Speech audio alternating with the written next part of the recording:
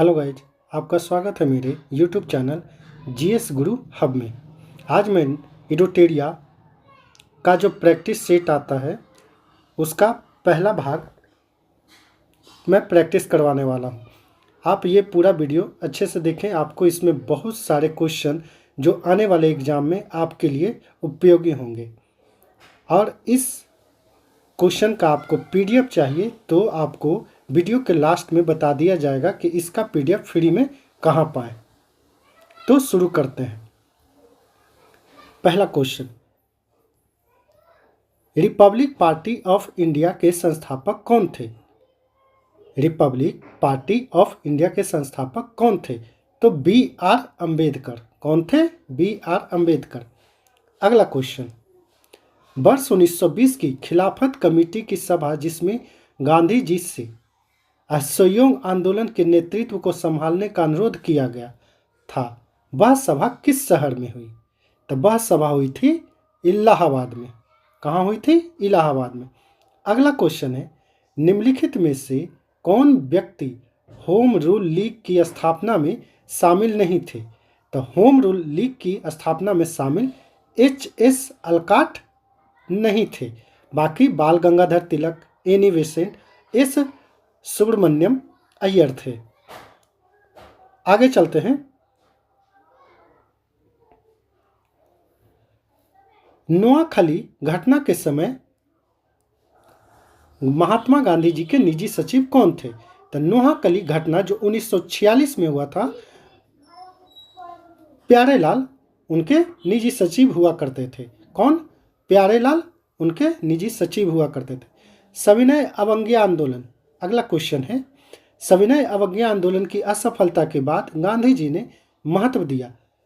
तो गांधी जी ने रचनात्मक कार्यक्रम को महत्व दिया। अगला क्वेश्चन है, बंकिम चंद्र चटर्जी की रचना कौन सी नहीं है? तो यहाँ पे आप देखेंगे कि पोस्ट मास्टर जो है ये रविन्द्रनाथ टैगोर की रचना है, ना कि बंकिम चंद्र चटर्जी की।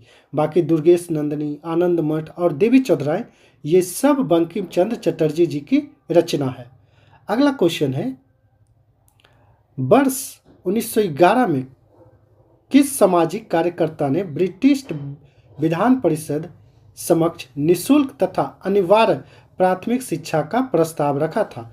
कहा जाता है कि 1911 के समय ब्रिटिश का जो विधान परिषद हुआ करता था उस टाइम किसने प्राथमिक शिक्षा का प्रस्ताव रखा? तो उस टाइम गोपाल कृष्ण गोखले ने इनका प्रस्ताव रखा था। किनके सामने? ब्रिटिश विधान परिषद के सामने। आगे आ जाते हैं। निम्नलिखित में से कौन दक्षिण भारत पर विजय प्राप्त करने वाला पहला शासक था? तो दक्षिण भारत पर विजय करने वाला पहला शासक अलाउद्दीन खिलजी था। कौन था? अलाउद्दीन खिलजी। निम्नलिखित में से, अगला क्वेश्चन देखते हैं, निम्नलिखित में से कौन सा व्यक्ति रंपा विद्रोह से संबंधित है? तो रंपा विद्रोह से अल्लूरी सीताराम राजू हैं। अगला क्वेश्चन आइएगा, पागल पंथ की स्थापना किसने की थी? तो पागल पंथ की स्थापना करम शाह ने की थी। किसने की थी? करम शाह ने की थी। अगला क्वेश्चन देखते हैं, पानीपत के युद्ध में बाबर के जीतने का मुख्य कारण क्या था? पानीपत के युद्ध में बाबर का जीतने का मुख्य कारण था तुगलमा पद्धति। अब पानीपत का प्रथम युद्ध कब हुआ था? 1526 ईस्वी में बाबर और इब्राहिम लोदी के साथ, जिसमें बाबर की जीत हुई थी। आगे आ जाते हैं, देखते हैं क्वेश्चन नंबर 12। क्वेश्चन नंबर 12 कहता है कि मध्यकाल में जौनपुर में स्वतंत्र सरकी राजवंश की स्थापना किसने की थी? तो मलिक उल सर्क नामक व्यक्ति ने सरकी राजवंश की स्थापना की थी। अगला क्वेश्चन है, अधिक संख्या में दफनाए गए बच्चों को सवादान प्राप्त हुए हैं। बच्चे के सवादान कहाँ प्राप्त हुए हैं अधिक संख्या में? ये जारवे संस्कृति में। जौरवे संस्कृति में। कौन से संस्कृति में? जौरवे संस्कृति में। अगला क्वेश्चन है 14 नंबर, भागवत संप्रदाय के विकास में किसका योगदान अत्यधिक था? तो भागवत संप्रदाय में गुप्त लोगों का ज़्यादा योगदान था। अगला क्वेश्चन आ जाते हैं। क्वेश्चन नंबर देखेंगे 15। क्वेश्चन नंबर 15 कहता है धमेक स्तूप कहाँ स्थित है? तो धमेक स्तूप आपको सारनाथ में स्थित है। धमेक स्तूप कहाँ है? सारनाथ में स्थित है। अगला क्वेश्चन देखते हैं। Question number 16। वह सुल्तान कौन सा था जिसने खलीफा के अधिकार को मानने से इनकार कर दिया था? तो वो सुल्तान वही थे जो दक्षिण भारत पे पहले विजय प्राप्त किए थे। वो वही सुल्तान था अलाउद्दीन खिलजी जिसने खलीफा का अधिकार मानने से इनकार कर दिया था।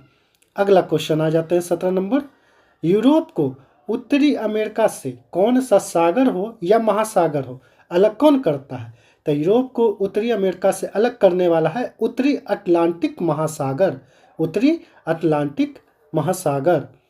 अगला क्वेश्चन आ जाते हैं शिवालिक शैल समूह के दक्षिण में भाबर क्षेत्र का उदाहरण है। तो शिवालिक शैल समूह के दक्षिण में भाबर क्षेत्र का उदाहरण है गिरिपद स्थित। गिरिपद स्थित किसका है? गिरिपद स्थित। आगे क्वेश्चन आ जाते हैं निम्नलिखित में से कौन सा सौर परिवार से संबंधित नहीं है? तो सौर परिवार से निहारिका संबंधित नहीं है। बाकी क्षुद्र ग्रह, ग्रह, धूमकेतु आदि सौर परिवार से संबंध रखते हैं। क्वेश्चन नंबर 20 में देखते हैं सूची 1 को सूची 2 से आपको मिलान करना है। तो आइए देखते हैं अनुच्छेद 26 क्या कहता है। तो अनुच्छेद जो 26 है वो कहता है कि धार्मिक कार्यों को प्रबंध की स्वतंत्रता बोलता है। अनुच्छेद 40 कहता है ग्राम पंचायत। अनुच्छेद 98 कहता है संसद सचिवालय होना चाहिए। अनुच्छेद 239 कहता है संघ क्षेत्र संघ शासित क्षेत्रों में प्रशासन। ठीक है, तो आप ये मिलान कर लेंगे आगे। अब मैं अगला क्वेश्चन आगे बढ़ता हूं।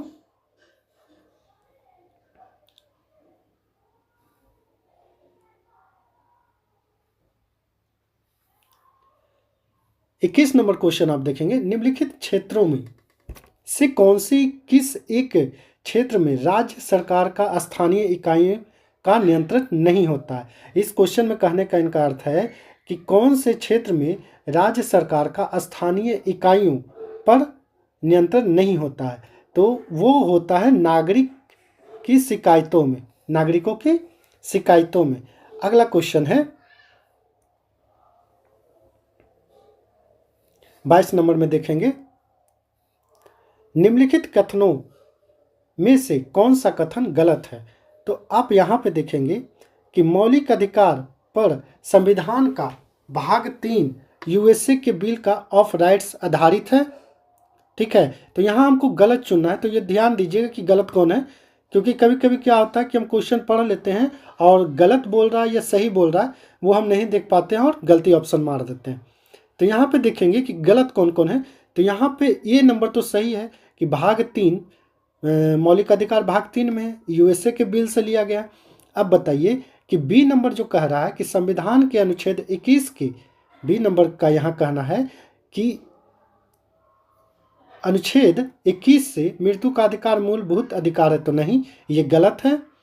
सी कहता है भारतीय संविधान एक पूर्ण संघीय संविधान है, नहीं, ये भी गलत है। और तीसरा कहता है भारतीय संविधान के अनुसार मूलभूत अधिकारों को हटाया जा सकता है, नहीं, यह भी गलत है। तो इस तरह इसका ऑप्शन डी नंबर हो जाएगा। आगे चलिए, अगला क्वेश्चन है 23 नंबर। वर्ष 2011 में भारत के संविधान में होने वाले 97 संशोधन का संबंध किस विषय से है? तो 97वां संशोधन का विषय था सहकारी संस्थाओं का गठन व कार्य संचालन। सहकारी संस्थाओं का संचालन एवं गठन। ठीक है, अगला क्वेश्चन आ जाते हैं भारत के संसद द्वारा 24 नंबर क्वेश्चन है कि भारत के संसद द्वारा पंचायत प्रावधान अनुसूचित क्षेत्रों तथा विस्तार कानून कब पारित किया गया? क्वेश्चन यहाँ पे कह रहा है कि भारत के संसद द्वारा पंचायत प्रावधान अनुसूचित क्षेत्रों तक विस्तार कानून कब पारित किया गया? तो ये पारित किया गया था 1996 में। कब पारित किया गया? 1996 में। 25 नंबर क्वेश्चन देखिएगा, व्यक्तिगत प्रयोजक आय जिसको बोलते हैं पीडीआई किसके बराबर होता है? तो पीडीआई बराबर होता है व्यक्तिगत आय माइनस व्यक्तिगत कर माइनस गैर कर, ये होता है पीडीआई बराबर। पीडीआई बराबर होता है कि जो व्यक्तिगत आय जो होता है माइनस व्यक्तिगत का जो कर जो टैक्स देता है वो माइनस होगा और गैर टैक्स देता है वो माइनस होगा, तो वो पीडीआई होगा। ठीक है, अगला क्वेश्चन है, शरीर के संपर्क में स्प्रिट ठंडी अनुभूति होती है क्योंकि वह अत्यंत बाष्पशील होती है। हमें ठंडी कब महसूस होती है? कोई भी स्प्रिट वो अत्यंत बाष्पशील होती है। अगला क्वेश्चन आ जाइए, जब जल वाष्प में परिवर्तित होता है तब वातावरण उष्मा स्रोत तथा जल में प्रवाहित होती है। सी नंबर इसका सही है। जब जल वाष्प में परिवर्तित होता है तो इसका ऑप्शन होगा वातावरणीय उष्मा स्रोत से उष्मा जल में प्रवाहित होती है। अगला क्वेश्चन है 28 नंबर, हरे रंग के सूर्य के प्रकाश से ऊर्जा का कितना प्रतिशत ग्रहण करते हैं? कहता है कि हरे पौधे जो होते हैं सूर्य के प्रकाश से कितना ऊर्जा ग्रहण करता है, उसे खाद्य ऊर्जा में परिवर्तित करता है, तो वो है 1%। कितना? 1%। आगे आ जाते हैं,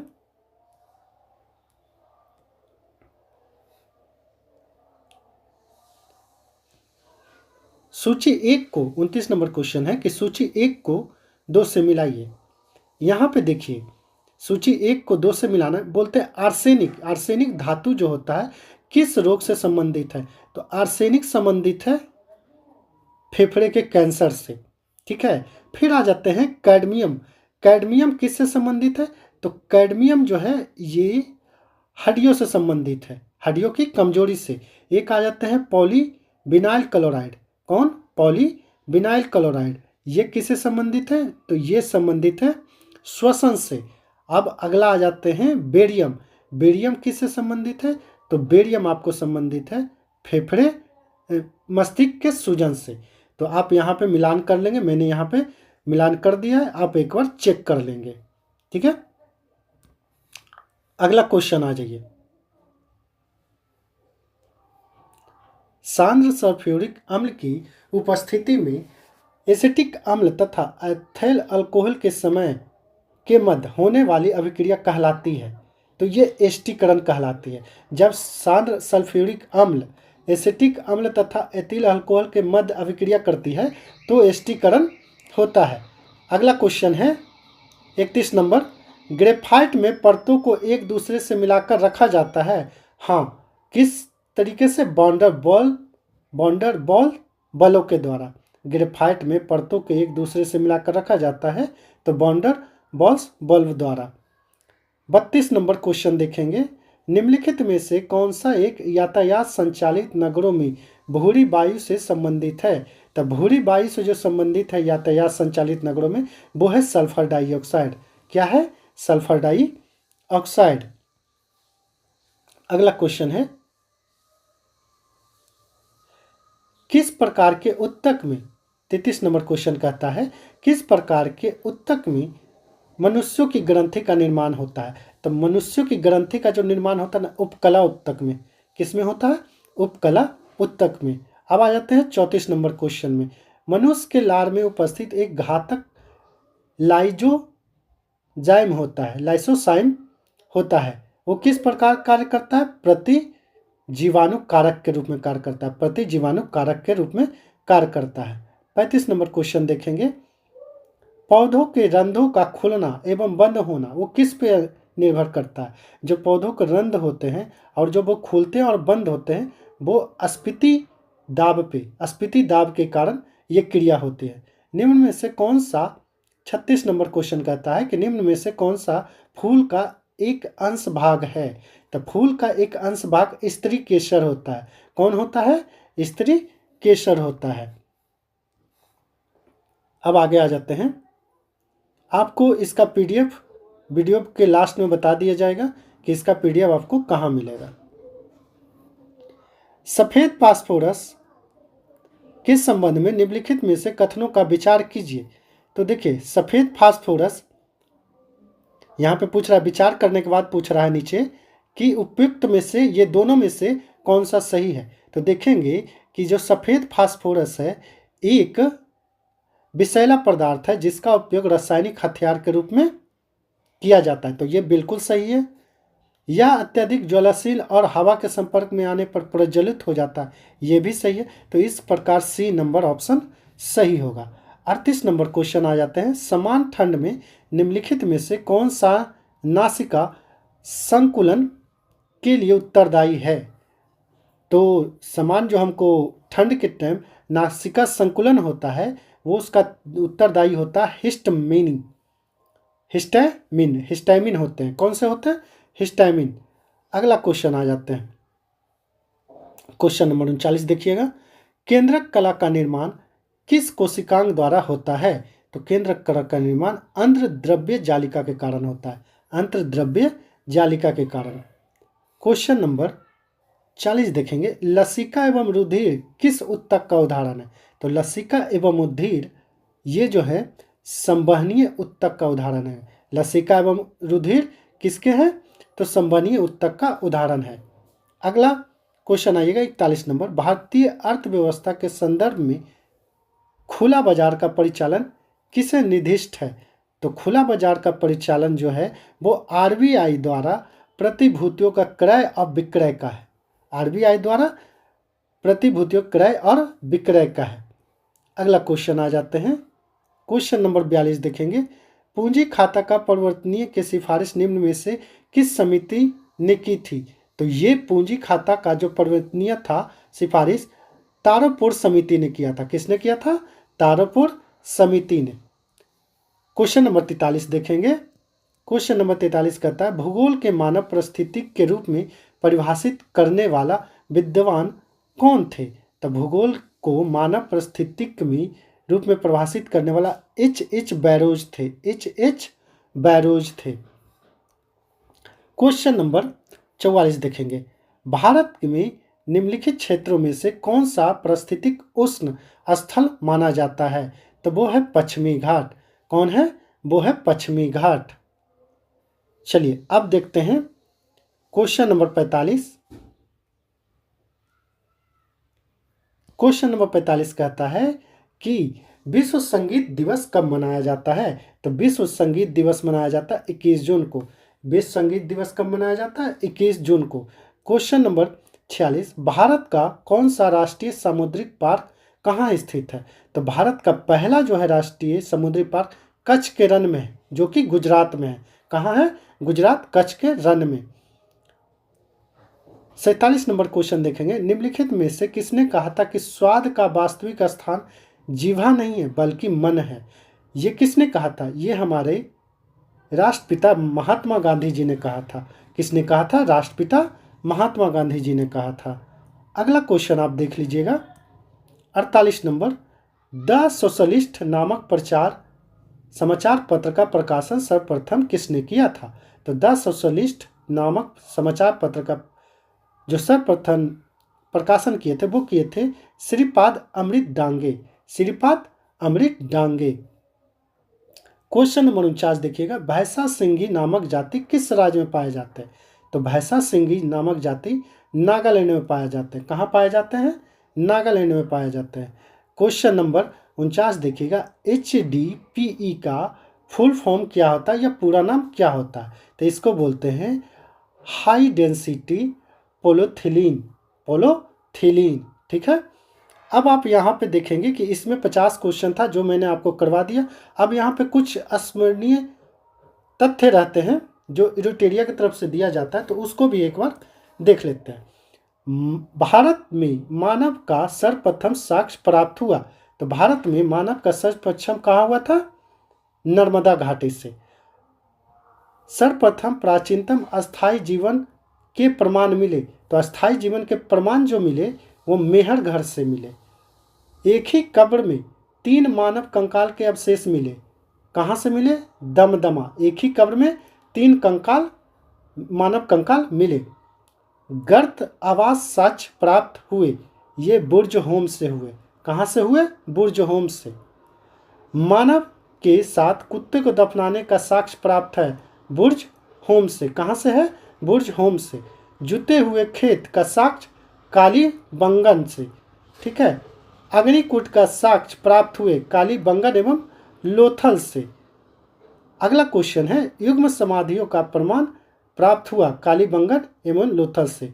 तो इस तरीके से मैंने यूडोटेरिया का चैप्टर 1 मैंने आपको रिवाइज करवा दिया है। और इसका आपको पीडीएफ चाहिए तो आपको लिंक दे दिया जाएगा, आप लिंक में जाइएगा और मेरे टेलीग्राम चैनल पे आपको इसका पूरा पीडीएफ मिल जाएगा। तो ये आपको मेरा बताया हुआ क्वेश्चन कैसा लगा और मैंने कैसे आपको समझाया, कृपया करके ज़्यादा से ज़्यादा कमेंट करें और लाइक करें, सब्सक्राइब करें और शेयर करें। मिलते हैं नेक्स्ट चैप्टर में। Thank you.